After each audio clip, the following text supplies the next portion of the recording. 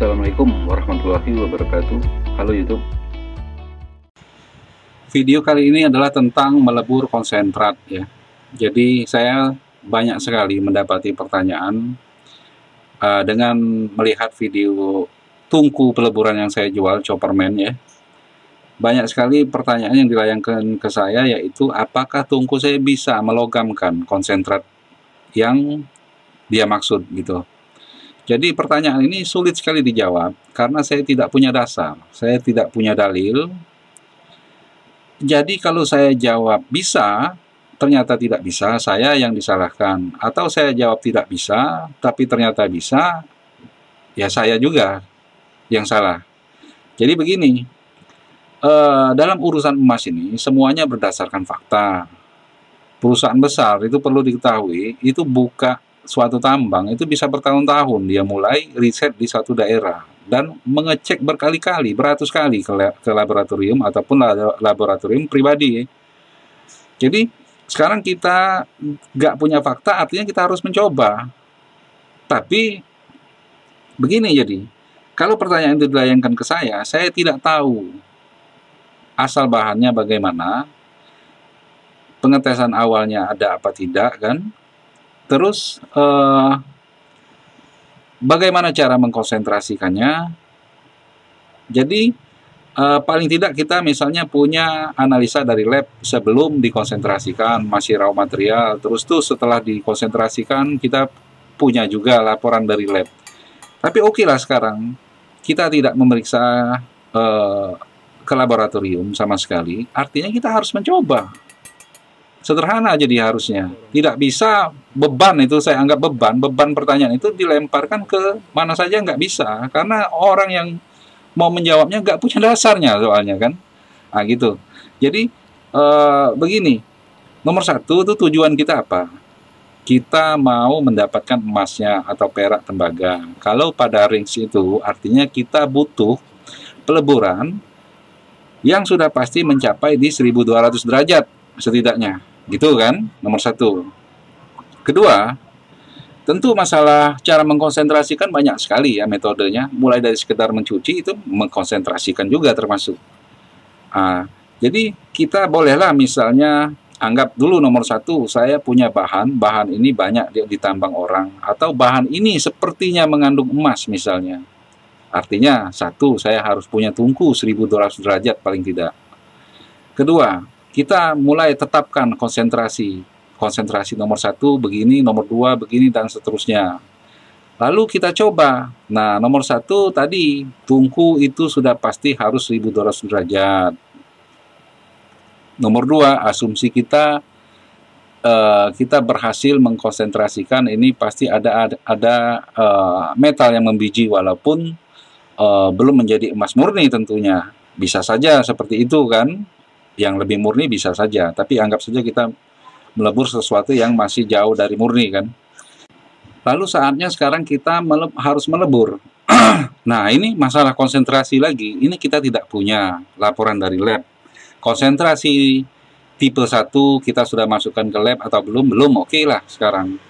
Sekarang antara pengotor dengan yang logam yang kita inginkan, kita tidak tahu, jadi kita tebak-tebakan saja. Nah itu jadi harus dicoba, nggak bisa enggak itu. Kita nggak bisa mendapatkan ini pasti membiji, apalagi biji yang besar atau biji yang kecil. Itu tidak bisa sama sekali ditetapkan, kecuali dengan mencoba. Sekarang kita akan mencoba sesuatu yang lebih ekstrim lagi ya. Jadi bahan tidak dikonsentrasikan, jadi langsung ambil saja seperti pasir seperti ini ya. Tidak dihancurkan, tidak dikonsentrasikan, langsung saja dikasih borak. Tentunya bahan ini sangat jelek sekali tentunya, walaupun ini mengandung emas misalnya kan. Jadi ini seperti kita ngambil bahan dari alam saja, dari tanah, langsung dikasih borak.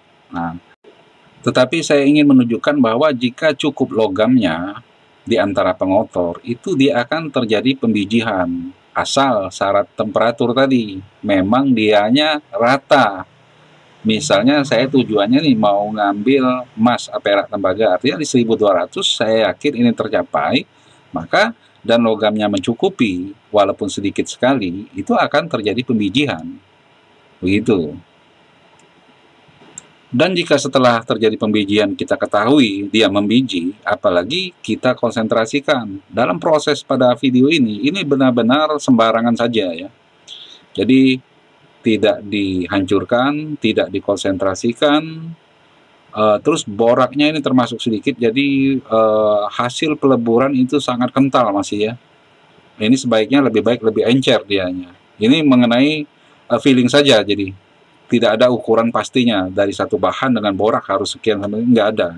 Cuman pakai feeling saja. Tetapi ini sangat terlihat cukup jelas bahwa ini kental. Nah, jadi luar biasa ekstrim jeleknya proses ini gitu. Nah, tapi kita akan lihat setelah dilebur, lalu kita tuangkan ke air. Saya tidak kekerucut karena saya tidak tahu pasti apakah dia akan membiji ke bawah seperti pada kerucut-kerucut yang lain, yang video yang lain yang saya buat ya. Tapi ini saya akan langsung lempar ke air dan saya hancurkan, lalu saya limbang. Lalu kita akan lihat apakah ada bijinya. Proses ini sangat tidak disarankan ya, karena prosesnya benar-benar asal-asalan, bahkan tidak dikonsentrasikan, tidak dihancurkan. Tetapi saya ingin menunjukkan, sakingnya itu banyak sekali pertanyaan yang dilempar ke saya yang sama. Bahkan ada juga dulu yang menawarkan mau melebur ke tempat saya, dan dia minta pastikan itu logam emasnya pasti jadi gitu. Nah gimana lah kira-kira? Saya belum pernah lihat barangnya. Saya jawab saya nggak bisa memastikan. Yang saya bisa pastikan yaitu saya punya tungku pasti tercapai untuk suhu lebur emas perak tembaga. Lalu dia bilang kalau tukangnya ahli, dia pasti bisa karena dia pernah mencoba ke tukangnya ahli. Cuman patokannya, dalilnya, azasnya itu apa? Kita harus pasti tahu itu ada emasnya gitu kan. Nah, jadi kalau masih main-main konsentrat kayak gini, kita harus tetap coba. Jadi saya bilang bahwa begini, jadi kalau pakai tungku induksi, tungku listrik, apapun itu, yang memang suhunya jelas tercapai, tidak perlu orang ahli. Kalau di dalamnya ada logamnya cukup banyak pada perbandingan pengotor dan logam yang kita inginkan itu tercapai, walaupun sedikit sekali, dia akan membiji, nggak perlu orang ahli, kecuali memakai api ya, torch atau mesin las gitu kan, las api.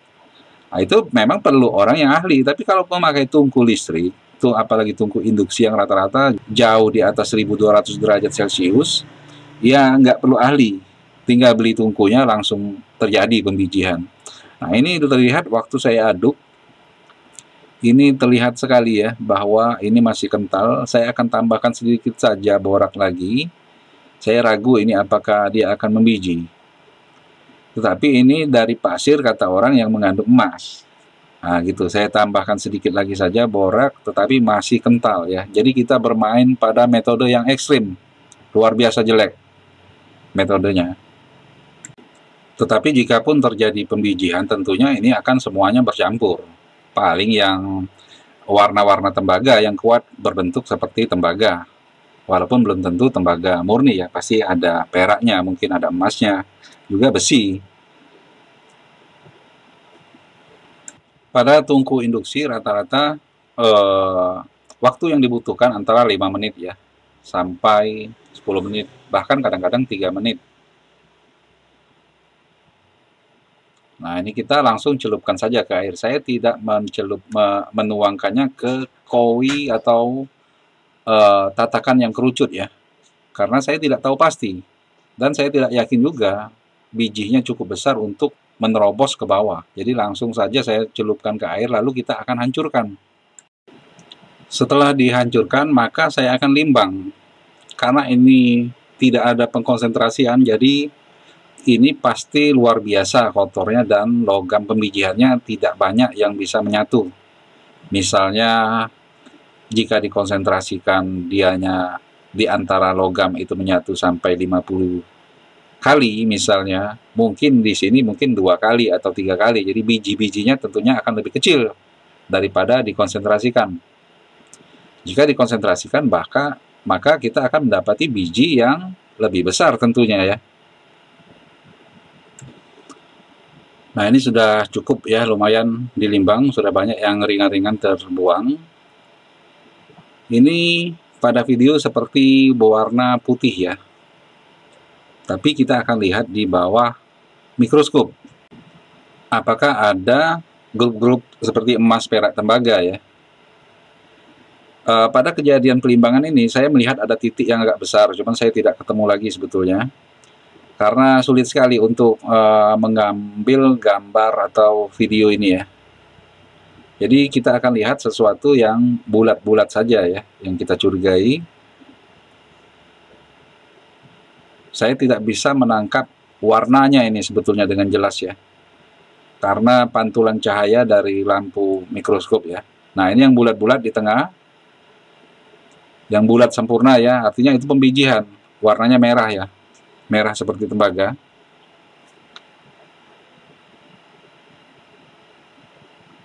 Nah, ini yang di tengah bulat. Tengah atas.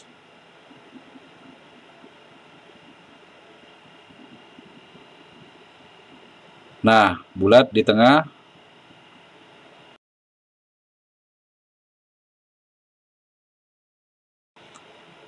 Mohon maaf ya karena gambarnya bergetar. Nah, yang merah-merah bulat ya.